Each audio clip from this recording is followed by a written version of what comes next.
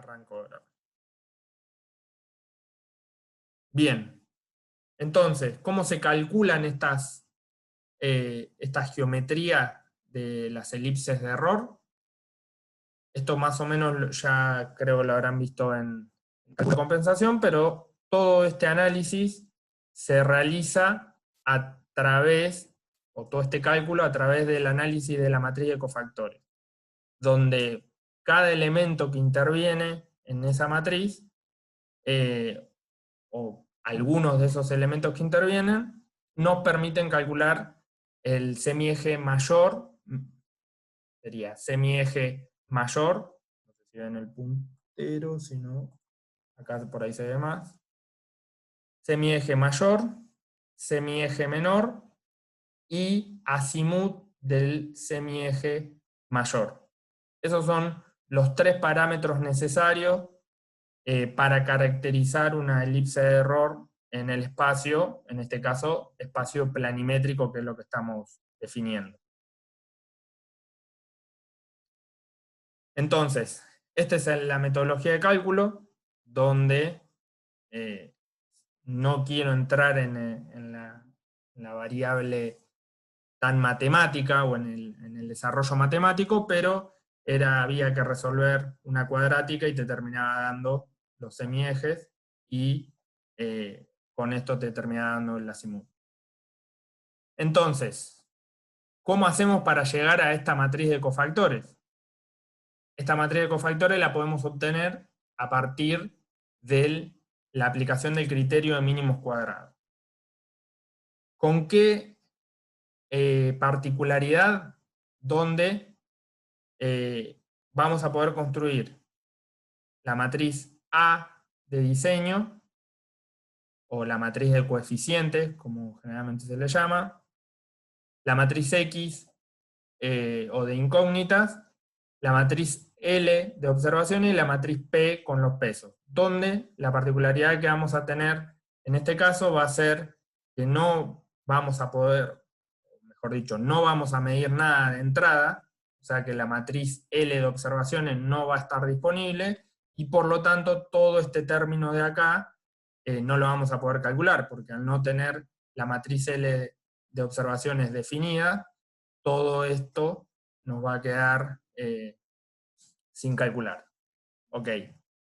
Pero sí tenemos el resto de los elementos que nos va a permitir construir la matriz de diseño, la matriz X y la matriz de pesos eventualmente.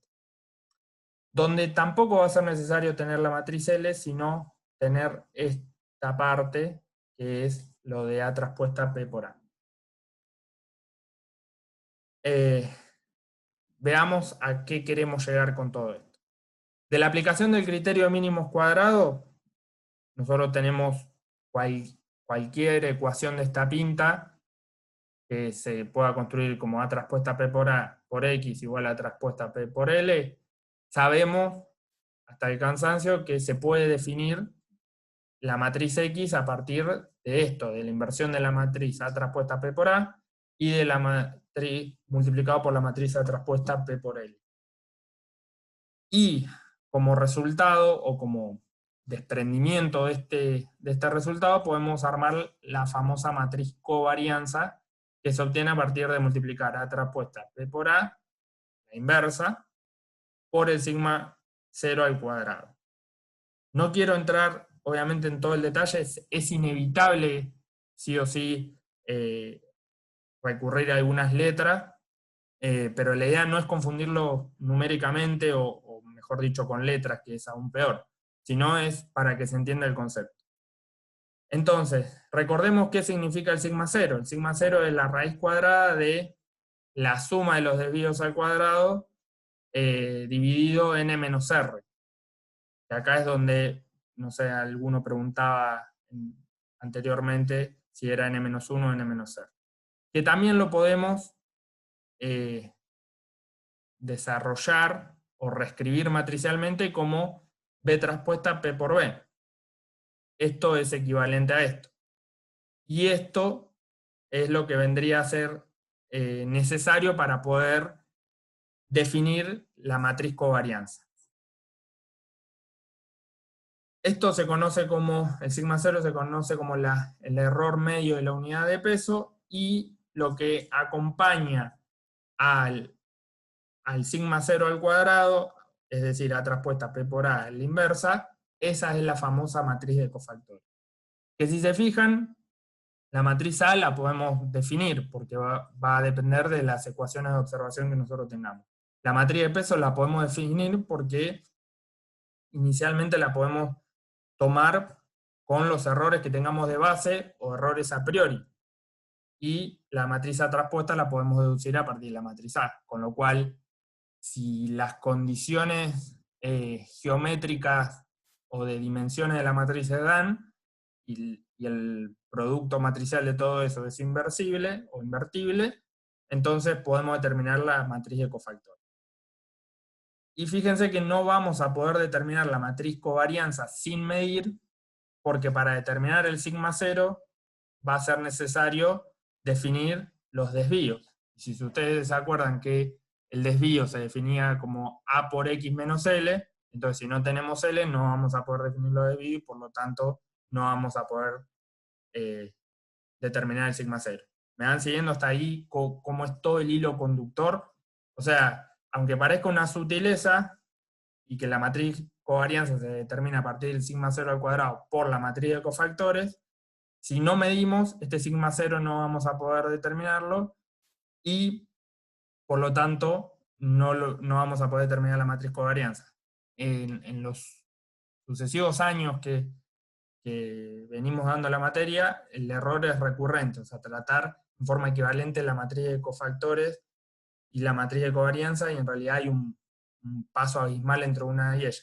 Nada más ni nada menos que haber medido la red, y eso hay que trabajar bastante para hacerlo.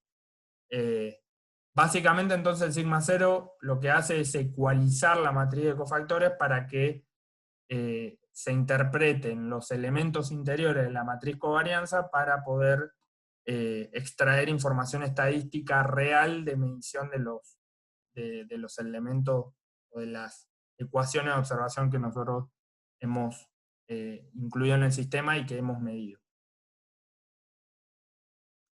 ¿Todo bien hasta acá? ¿Estamos todos vivos?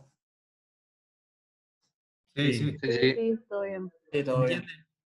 ¿Se entiende algo? Esto ya lo tienen, está muy en el fondo del cálculo de compensación, lo tienen fresco, es bastante redundante lo que estoy diciendo. Con confianza. Uno para refrescar. Bien, bien, bien, bien. Cualquier cosa que ustedes tenían alguna postura contraria o que por ahí hay cosas que la habían visto de otro punto de vista, es un buen momento como para discutirlo, o sea, por lo menos para plantearlo y ver si lo discutimos ahora o si lo dejamos para después, pero está bueno que les quede fija esta idea porque aprendiendo este concepto después lo pueden aplicar y extrapolar a un montón de otras situaciones que incluso se la podamos enseñar o no en esta materia, o sea, que les sirva para su vida profesional. Entonces, es importante todo este análisis. Bien, entonces, nuestro objetivo es calcular la matriz de cofactores. Y como vimos acá, no es necesario disponer de la matriz L para poder utilizar y calcular la matriz de cofactores. Entonces, ¿qué sí es necesario para poder calcular la matriz de cofactores? Es tener los coeficientes de la matriz A y los coeficientes de la matriz P. Y para tener los coeficientes de la matriz A, primero tenemos que tener en claro qué ecuaciones de observación son las que voy a meter en mi sistema. Y para calcular la matriz P, voy a tener que tener en claro qué asignación de pesos o qué vacilación, por lo menos a priori, le puedo llegar a meter al sistema para que simular las mediciones que yo voy a realizar a futuro, a posteriori en campo. Pero con la gran ventaja de que todo esto va a salir 0 pesos. O sea, nos podrá insumir un poquito más de de tiempo o de materia gris, pero lo importante de todo esto es que va a ser antes de ir al campo, nosotros vamos a poder hacer todas las variantes y suposiciones que querramos y podamos para acercarlo lo más posible a las condiciones reales, pero con un ahorro económico sustancial que si nosotros vamos al campo y probamos y no nos sale, y por ahí hacemos 200, 300 kilómetros para ir a medir un campo o una red de apoyo, ahí van a considerar el verdadero valor que tiene hacer una simulación previa de las observaciones. Con lo cual, por ahí viéndolo desde el punto del aspecto económico, realmente es valioso. Bien, entonces, dijimos, necesitamos ecuación de observación y pesos, asignación de pesos. Entonces, ¿qué ecuaciones de observación intervienen en la medición, en la futura medición de la red de apoyo? Vamos a tener ecuaciones de longitud, ecuaciones de azimut y ecuaciones de dirección, donde podemos decir que las ecuaciones de azimut y la de dirección son más o menos la misma cosa, donde en las dos se miden direcciones angulares, y salvo alguna pequeña sutileza. Y la ecuación de longitud, bueno, ya sabemos todo que en la que se basa una medición, una magnitud planimétrica, ¿no? Entonces, van a convivir en el sistema de ecuaciones estas tres tipologías. ¿Se acuerdan todo el desarrollo? Yo lo voy a dar más o menos, no voy a entrar en el aspecto, en el desarrollo tan fino de cada cosa, pero simplemente a modo de refrescar y saber que todo tiene un sustento analítico, que no es que plasmamos las ecuaciones, se hace así y listo. Entonces, por un lado tenemos las ecuaciones de observación y por otro lado las asignaciones de peso, que eventualmente, por definición, los pesos se deducen como la inversa de las varianzas. Eso sí es algo que ya deberían saber de cálculo de compensación o de probabilidad estadística, donde en general los pesos que asignamos se deben a la inversa de las varianzas, donde en el caso de la longitud será la inversa de la varianza de la longitud, que es igual a la inversa del sigma de longitud, o la desviación estándar de la longitud al cuadrado.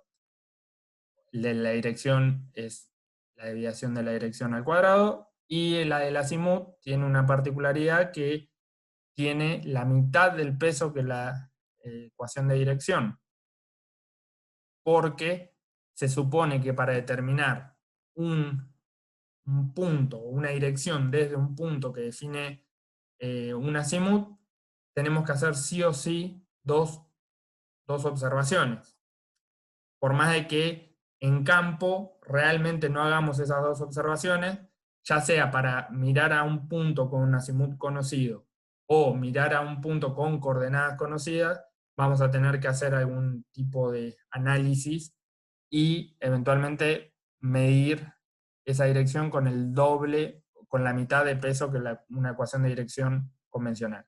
Esto capaz por ahí suena medio tirado de los pelos, se va a entender más cuando operemos en el ajuste de la red o en la compensación de la red real. Pero bueno, más o menos estas son las convenciones. Bien, veamos entonces, volviendo respecto a esto, la ecuación de longitud, veamos de dónde surgen cada una de estas tres propuestas, por lo menos para entender el fundamento. Entonces, la primera que mencionamos era la ecuación de longitud, ecuación de distancia. Bueno, acá tenemos les presento el desarrollo la síntesis de todas las ecuaciones de observación que vamos a intervenir en el sistema matricial. Donde, por favor, no se asusten, son nada más que cosenos, senos y distancia, pero todo esto surge de algún lado. Por ejemplo, comencemos con la ecuación de longitud. Nosotros sabemos que la expresión para calcular una longitud, podemos desarrollarla de esta forma, o sea, haciendo Pitágoras, o lo que sería el desplazamiento o el delta de coordenadas en la componente X y el delta de coordenadas en la componente Y, sumadas y elevadas al cuadrado, y a todo eso la raíz cuadrada.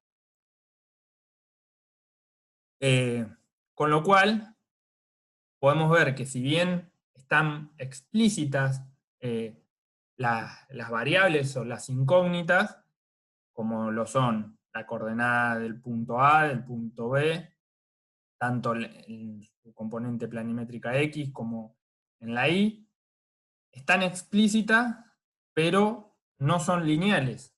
Y una condición para aplicación del criterio de mínimos cuadrados es que el sistema sea lineal, que el sistema matricial sea lineal. Entonces, hay que hacer algún tipo de artilugio matemático para linealizar esta ecuación. Entonces, acá viene al auxilio el señor Taylor, en el cual, a través del desarrollo del polinomio de Taylor hasta, hasta el término de los grados lineales, plantea un modelo linealizado simplificado en el cual podemos reescribir la ecuación no lineal explícita en una ecuación lineal o una ecuación linealizada a través de las derivadas primeras de cada término.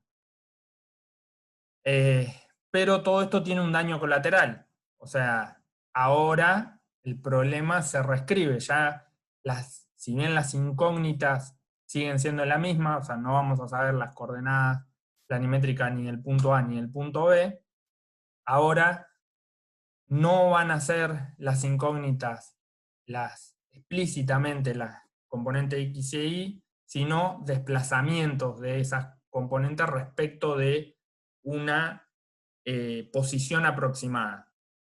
Esto es el precio que tenemos que pagar por linealizar en forma simplificada la ecuación no lineal explícita.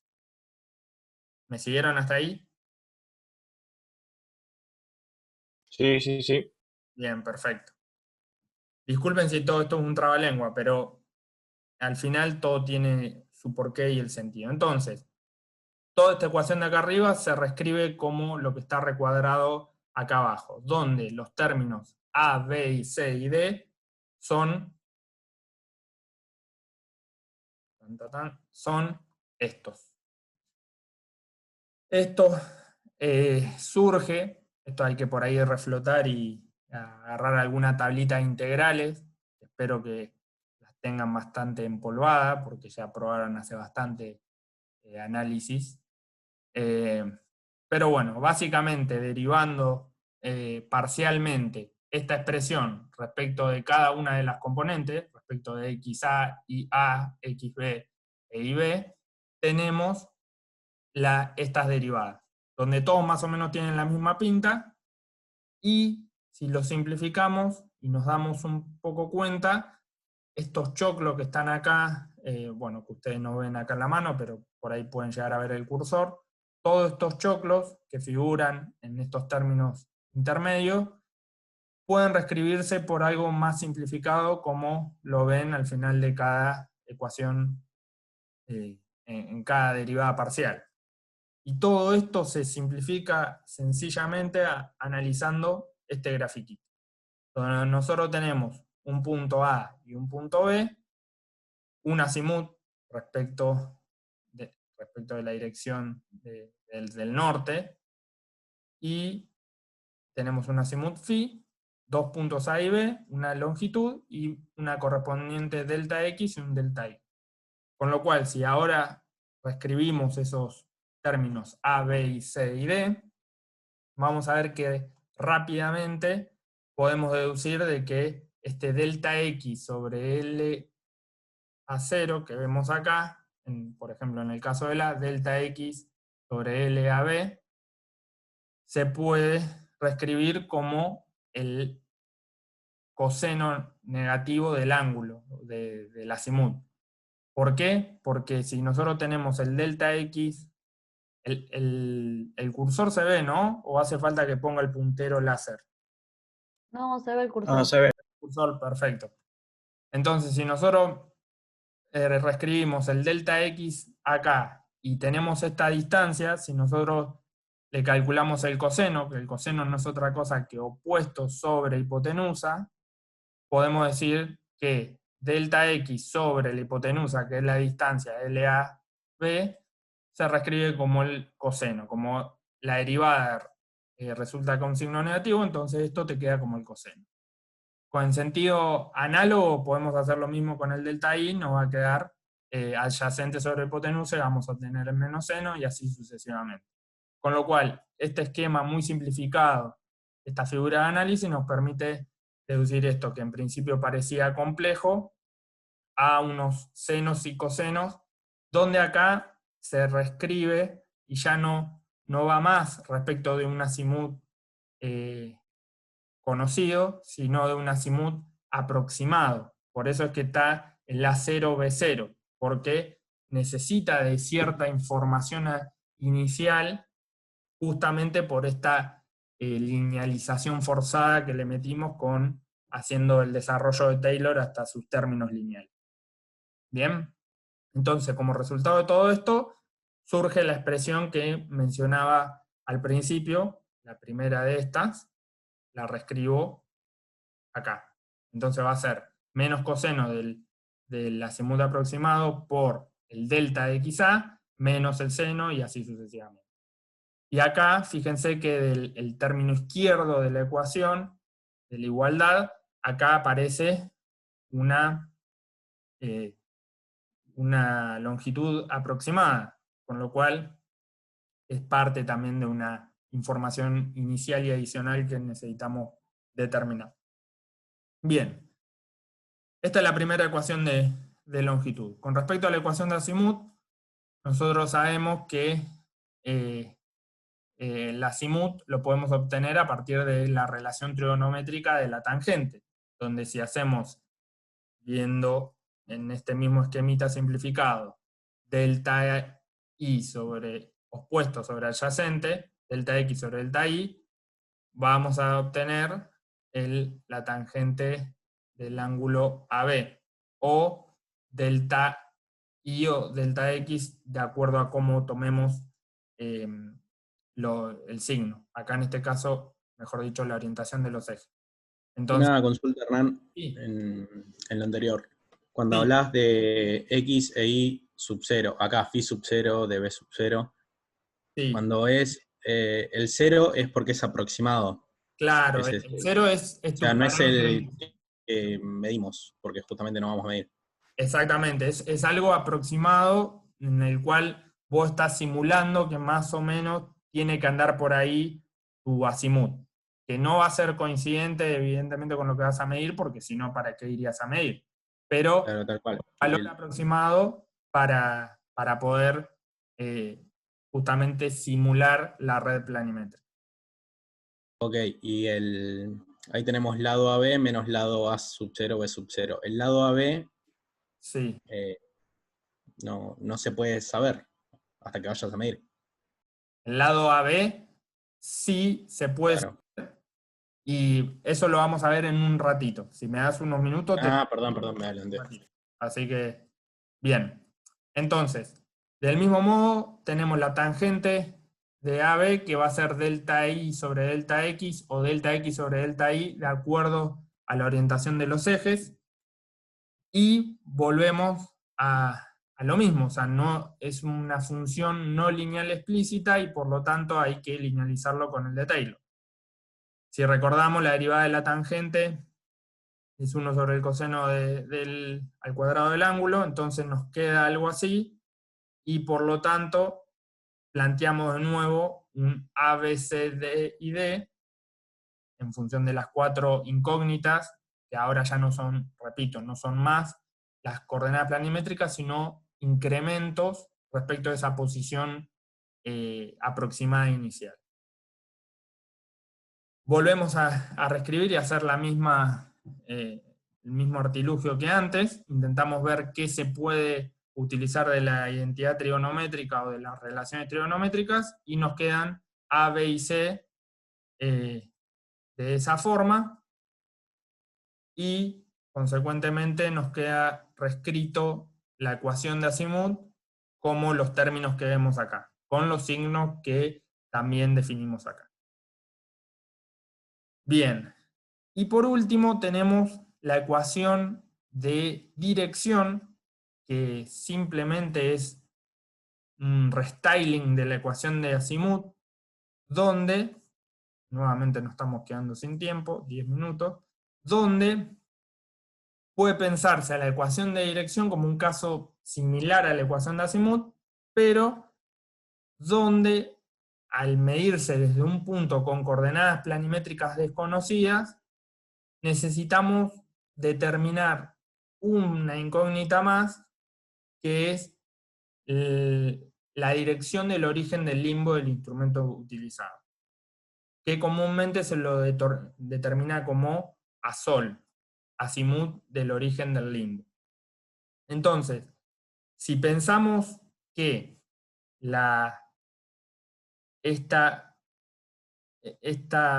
parámetro, que en realidad lo medimos, y si estamos en un punto de coordenadas conocidas y tenemos el azimuth definido ya para esas coordenadas conocidas, se supone que todo lo que midamos a partir de esa estación van a ser ecuaciones de azimuth y no ecuaciones de dirección, porque vamos a tener la posición planimétrica y la de dirección definida.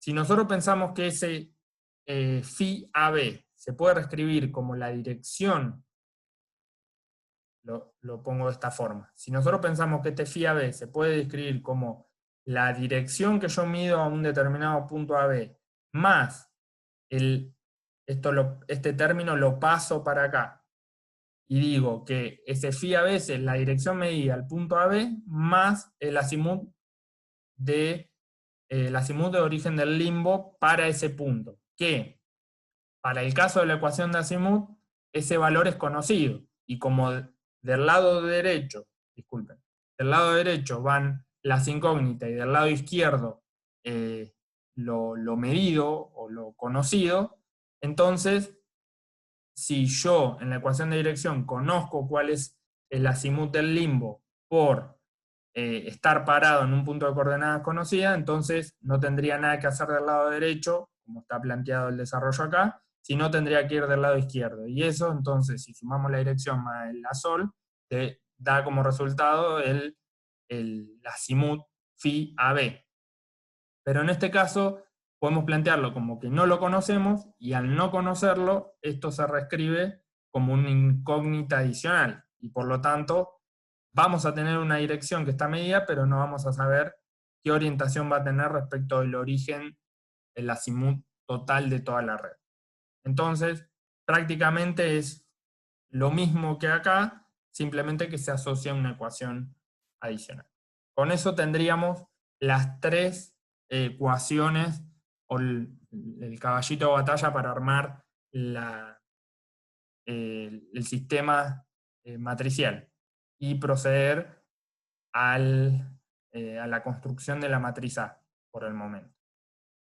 ¿Me siguieron todos? ¿Venimos bien? Sí. Claro. Sí. Bien, genial. Entonces, como síntesis, tenemos estas tres ecuaciones que son las que vamos a utilizar, pero nos queda ver qué hacemos con estos valores. O sea, porque tenemos que construir la matriz A. Entonces, necesitamos, para construir la matriz A, los coeficientes que van a acompañar a estas nuevas incógnitas, que son los desplazamientos XA y A, XB y B. Entonces, para eso necesitamos sí o sí los valores aproximados para poder armar la matriz A. Entonces, para eso necesitamos definir coordenadas aproximadas. Y como nos queda poco tiempo, prefiero, si les parece bien, finalizar esta reunión y los vuelvo a contactar, ahora sí, espero que rápido, así seguimos en la próxima reunión. Nos vemos en... Te hago una consulta antes que cortes. Sí, dale. El ASOL es el azimut de origen del limbo. Esto es como para que las ecuaciones de dirección y las ecuaciones de azimut estén todas referidas al mismo azimut. ¿Es esto lo que se hace?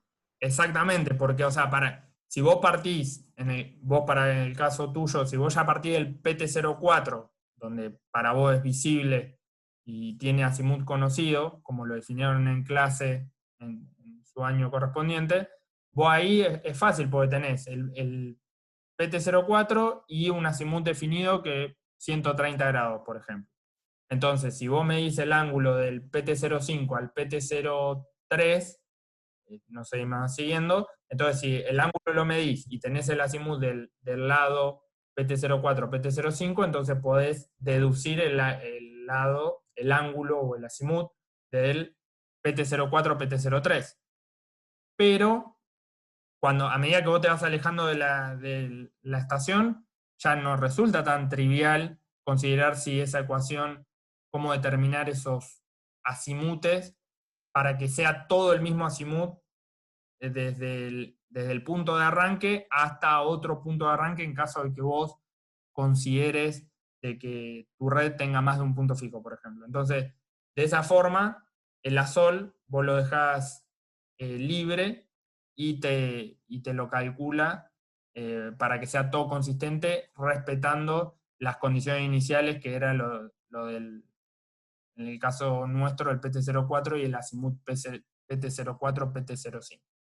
Por ahí te metí un montón de cosas en el medio, pero básicamente ese ASOL es para que se ajuste estadísticamente el origen del limbo a todas las mediciones de la red y que todos compartan el mismo azimut de arranque, acomodándose para que pueda disminuir y hacer mínima la desviación, mínimo los desvíos del sistema de ecuaciones. Bueno, sí, gracias. Sí. Ok, bueno, no corto y los vuelvo a contactar.